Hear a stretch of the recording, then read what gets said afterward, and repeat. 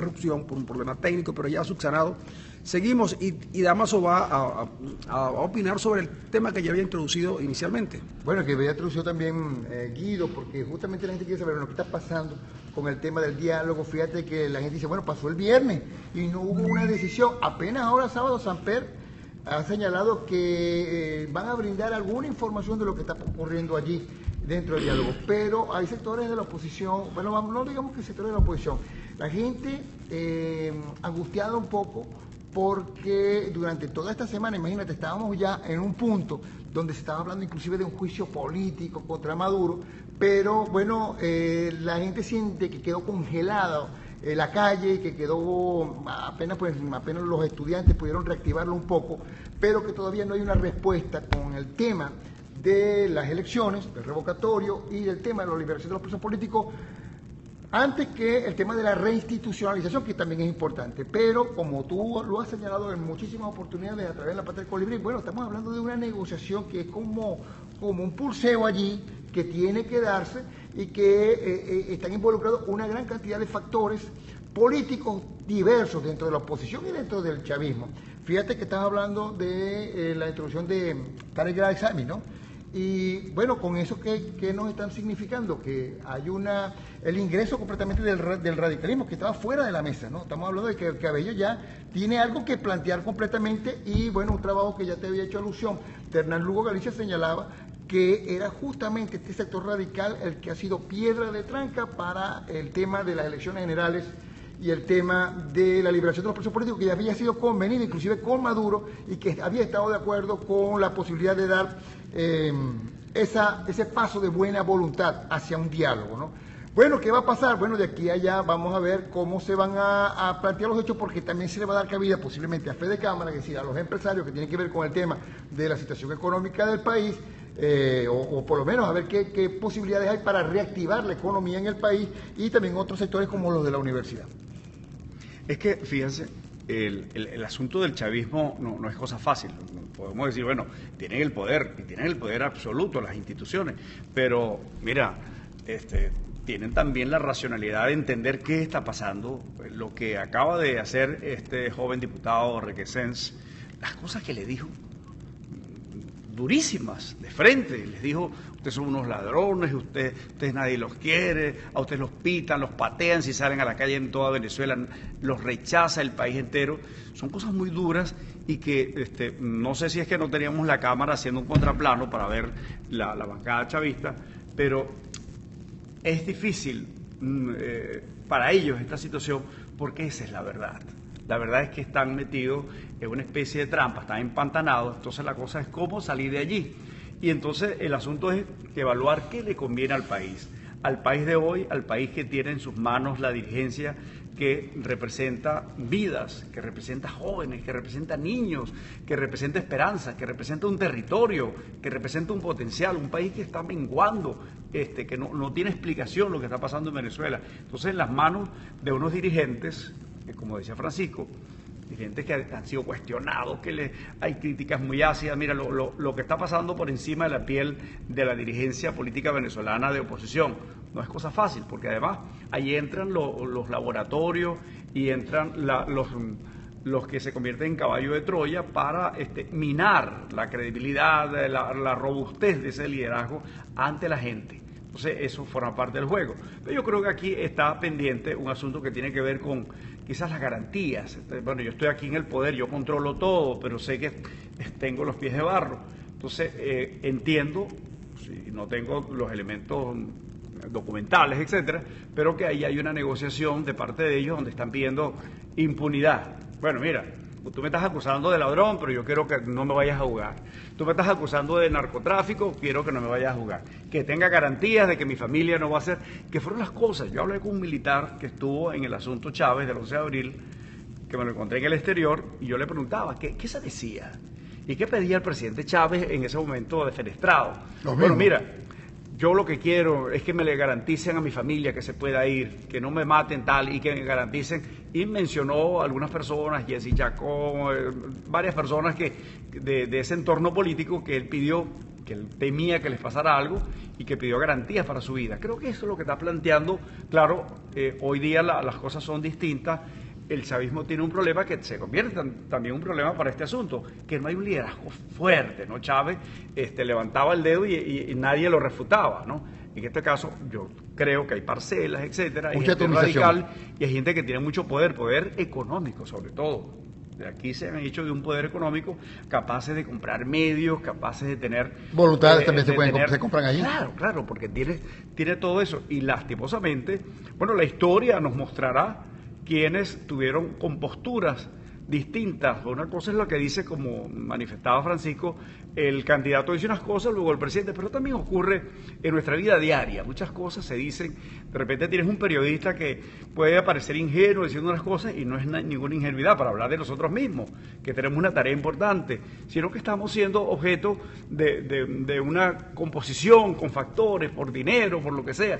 Esas cosas, bueno, en este momento no se trata de entrar con una pinza a sacar, sino tenemos que sacar la tarea fundamental, detener esta crisis, hacer un arreglo y que se pueda cambiar y poder empezar a razonar el país, a pensar el país, a reconstruir este país para que haya esperanza. Aquí se están muriendo los niños de hambre. Yo estaba viendo ayer, estuve en un supermercado y saltaron como los pajaritos esos cuando caen unos granos allí. Mira, regálame algo, regálame un poquito de leche, tengo días. Los niños de unos indígenas que estaban ahí, las mamás en la acera, etcétera. Entonces, hay mucha hipocresía. ¿Dónde está la LOCNA?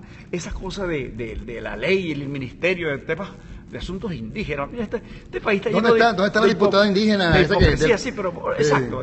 Esos son unos hipócritas. Y Requesens, yo creo que de algún modo sintetizó muchas de esas cosas con una enorme contundencia. Pero en fin, yo creo que nosotros nos toca, Francisco ha sido muy sereno y muy acertado en este asunto, confiar, porque además no tenemos más. La otra alternativa es salir desbocados en una anarquía que se va a traducir necesariamente en una mortandad que nadie puede decir, no, es que van a haber 3 muertos, 6 muertos, un muerto. Es una mortandad que nos deja otra vez en el punto estático, que es otra vez el diálogo, porque siempre, en momentos de conflicto, siempre tiene que haber diálogo. Pero quería dejar también, porque tenía ahí algo que había dicho Francisco fuera, antes de que entráramos a este nuevo segmento, que es justamente el tema tanto de la MUD, en este momento un análisis que nos estamos dando de la MUD, y el tema, bueno, que, a ver, justamente lo que está diciendo Guido, lo otro que queda, si no negociamos. Pero fíjate lo siguiente, hay gente que dice que cómo era posible cambiar a Delcy Rodríguez por el examen. Los interlocutores, cuando tú vas a un diálogo, tú no puedes proponerle al otro que el nombre de los interlocutores. Pone a quien tiene que quiera poner. Tú vas a conversar con tus ideas claras y con tus principios claros. Ahora bien, ¿qué ocurre? Que hay un sector de la oposición que cree que cualquiera que converse con el gobierno es un traidor. Eso es un error. Por eso el general Peñalosa se molesta y me escribe en el Twitter y me dice, ¿cuál decepción? Claro, general, estoy decepcionado con usted, yo sé que está viendo el programa. Yo estoy decepcionado con usted, general, porque usted, según mi criterio, es uno de los mejores militares que ha tenido este país. Pero usted no puede actuar como un ingenuo, general, porque decepciona a la gente. Usted actúa más como un principiante que como un general que fue formado en una excelente escuela militar. Pero bueno, llega el examen y Lugo Galicia dice que es que los radicales llegaron y pusieron sus condiciones y tienen razón de llegar hasta allá porque Maduro pareciera ser que los había excluido.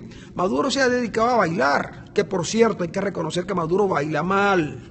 Yo no sé por qué se empeña en bailar mal, porque si Maduro bailara no tiene oído para nada. No, es que Francisco me parece que es un buen técnico para evaluar, porque Francisco tuvo su academia de baile en su tiempo. Claro. ¿Sí? Y yo bailé, claro. Sí. Pero tú bailaste además esas mismas canciones que las mismas canciones las mismas canciones. Y además, ponerse a decir que César Miguel Rondón sabe salsa para Cifrino es desconocerlo de la salsa. Y por supuesto, él puso canciones allí que evidentemente son canciones de violencia, El Indestructible, algunas de Roberto Roena.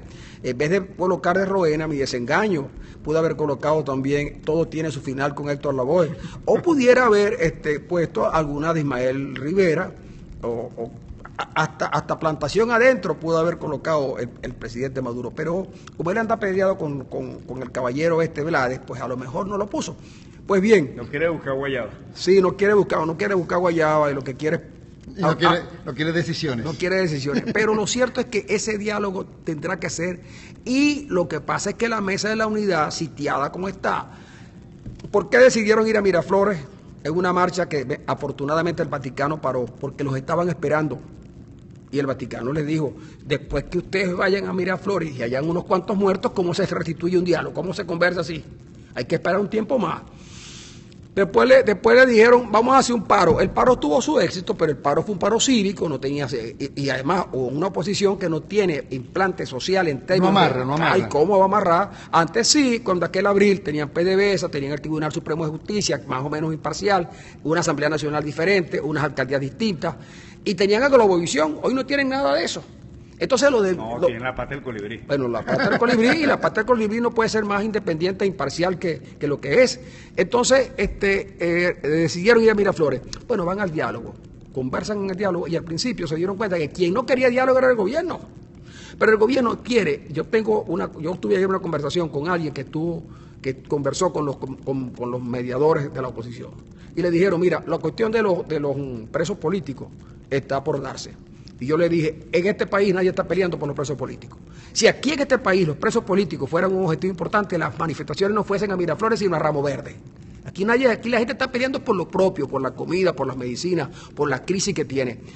Y obviamente esa crisis solo se resuelve saliendo del gobierno. Por eso es que el negocio tiene que llegar a colocar al gobierno en la obligación de hacer elecciones, que es el único lugar donde la oposición le gana al gobierno en unas elecciones. ¿Qué quiere el gobierno? El gobierno quiere que la Asamblea Nacional le apruebe el presupuesto. ¿Y por qué lo quiere? Porque resulta que el gobierno necesita financiamiento internacional, y ese financiamiento internacional no viene si no es avalado por la Asamblea Nacional. Así están las cosas. Así están las cosas. ¿Cómo ves entonces tú la posibilidad de las elecciones generales? Mira, es que la única salida son las elecciones generales. No hay otra salida que... Pero tendría que ser el próximo año, no el 2018. Pero es que el problema es que ¿hay alguna razón, por ejemplo... Te pregunto. No, pero yo te repregunto. ¿Hay alguna razón para pensar que el gobierno, que sabe que tiene perdida cualquier elección, va a ceder si antes no logra algunos objetivos que son muy precisos? Uno de ellos, dice la gente, que se trata de los que han cometido delitos. Los que cometieron delitos tendrán que pagarlos en algún momento. Pero para desmontar una bomba de tiempo que tiene Venezuela, no importa cuánta concesión se haga, las facturas no tienen por qué ser cobradas a término. ¿De acuerdo? La factura se puede también pasar para más tiempo. Es lo que yo digo, mira, porque hay que tranquilizar al país, pero eso sí, entendiendo que el país no tiene solución sino mediante una elección. Y a esa elección tenemos que llevar al gobierno, y el gobierno, más temprano que tarde, va a llegar. Y cuando digo tarde, no estoy hablando del 18. Porque Maduro lo acaba de decir. Maduro acaba de decir, yo no estoy obsesionado por el poder. Como diciéndole, yo me puedo ir. ¿Tú sabes la crisis que le generaría Maduro? ¿Tú sabes la crisis que le generaría Maduro al chavismo diciendo que se va? ¿Quién sería quién le quedaría? ¿El vicepresidente? Un vicepresidente que no le eligió nadie. Amigo, este es un tema para seguir conversando. Oye, antes de irnos, ¿qué día creen ustedes que será plenamente liberado Manuel Rosales? Bueno, ese tema... La próxima parte. Ese tema... la próxima parte. Sí.